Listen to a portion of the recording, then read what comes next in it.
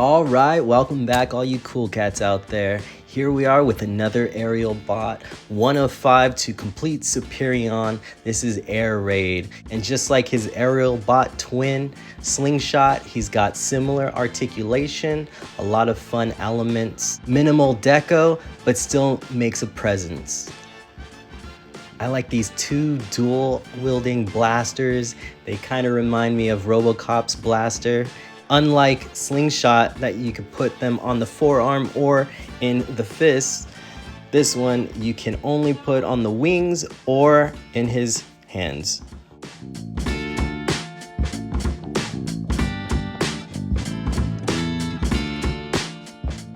I was having a lot of fun posing this guy. As you can see, I can get him into some Hitman poses, and I was trying to see if I could balance him on one foot, and he does. He balances just fine.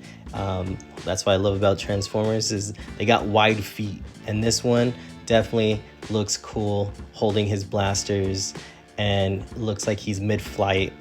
I also love how the head can look all the way up, so you can get these cool flight poses mid-flight.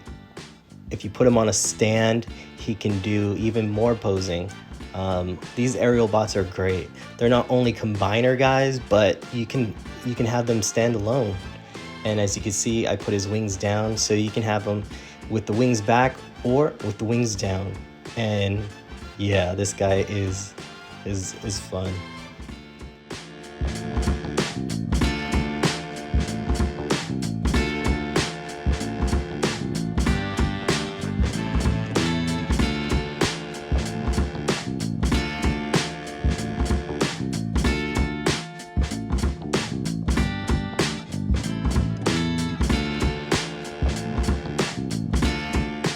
So I really don't have any complaints with this guy.